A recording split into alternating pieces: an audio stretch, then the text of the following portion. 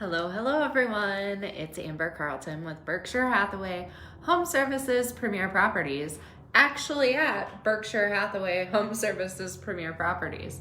Can't tell you the last time I did a video in the office. It's kind of weird. Anyways, today I'm here to talk to you about real estate basics. I'm going to go over title companies. What are title companies? What role do they play in the real estate transaction? And what are some other things to know that involve title companies? So I'm gonna dive right in. As always, this is completely live. Ask any questions that you might have. I'll see them in comments and I will answer them for you. And or if this is being viewed later, and that's so funny that you're watching this and you're in the office right now. That's awesome. So if you watch a recorded version of this and you have questions, put it in the comments still, and I will get back to you to answer your questions. So, title companies. What the title company does is they review the abstract. And let me back up a little bit there. In our local market, North Dakota's old school. I don't know if you guys know this yet or not, but North Dakota is old school. So we still use abstracts. We are an abstract and title state. A lot of other states have gone to owner's coverage policies versus the actual paper abstract.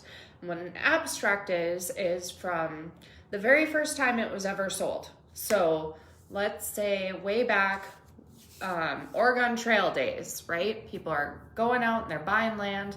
The first time it was recorded on paper, all the way until now, anytime it's been sold, that's your abstract. So you can imagine it's extremely expensive to replace.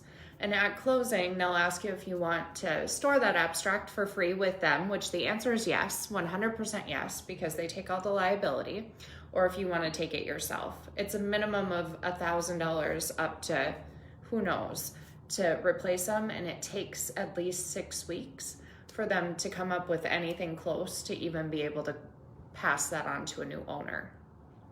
So a little bit of a segue there, but good knowledge. So the title company in our local market is we've got attorneys at each title company. They're gonna take that big abstract and they're gonna look through it. They're going to go through everything they can see to make sure there's no unpaid liens, unpaid judgments, that everything in the title is all squared up, everyone signed off as they should. However, when they're looking at that, there's always things that they can't see. Maybe there was an heir who didn't know about the property being sold after someone passed away.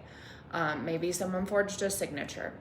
There's all kinds of what ifs, and that's where owner's extended coverage comes into play. At closing, the title company will ask you, do you want to purchase an owner's extended coverage policy? The likeliness of you needing it, very rare. We'd like to encourage you to get it when there's been, a pass of an estate or something like that. Maybe lakes country where boundary lines get a little crazy, although your boundary lines are only protected with owner's coverage if you get a survey. So there's some different things that you need to look at, and that's what we're here for, right? That's what we guide you through. But these are questions that will come up when you're working with the title company. You'll have 30 days after you close to still think about it. You could do your research online, think about if it's right for you or not. If something were to come up and you had owner's coverage, somebody's coming after you for your property, they didn't sign off on it, someone died, whoever, whatever it might be, it's gonna cover all of your attorney fees. The policies range in value, but anywhere from $350 up to $900.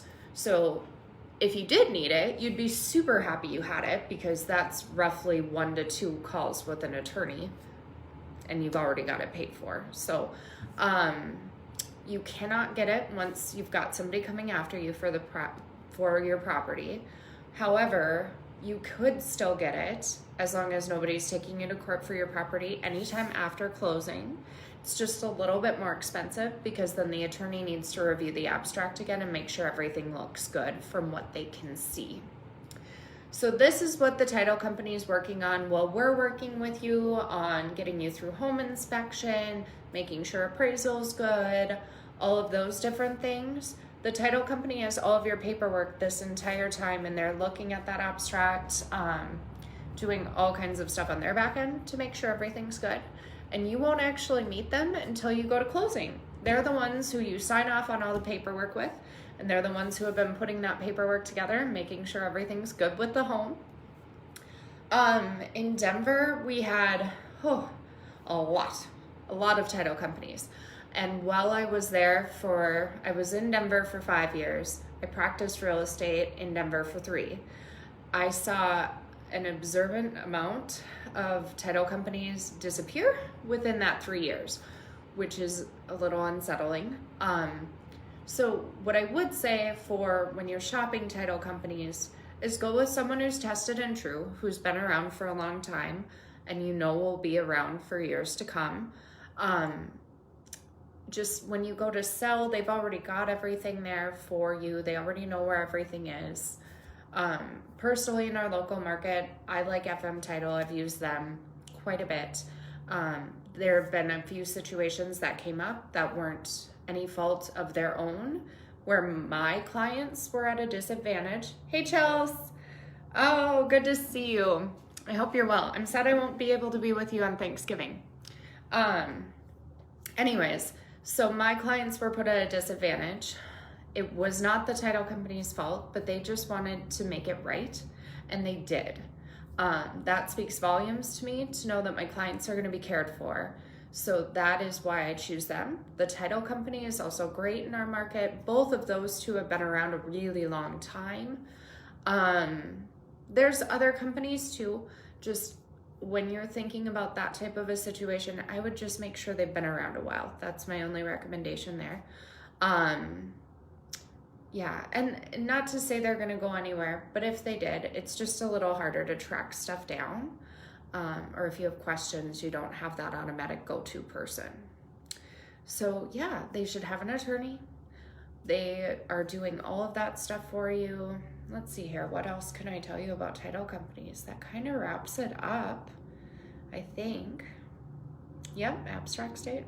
Yeah, I think I covered everything, but if you have any questions on owner's coverage policies, I guess I could segue off of that really quick. The lender's gonna get a title policy, even though there's an abstract, just to protect the mortgage. They'll do that on every single loan, but that does not protect you at all. The owner's policy is totally separate. So something to keep in mind too, and especially if you're a cash deal, it really wouldn't hurt to have that policy because there isn't a lender's policy there either. Yeah, just things to consider. They're also going to make sure, as we do, that you're educated on wire fraud and you're not giving any information to anyone who's not the correct party. They're passionate about that, as they should be. We're all looking out for you.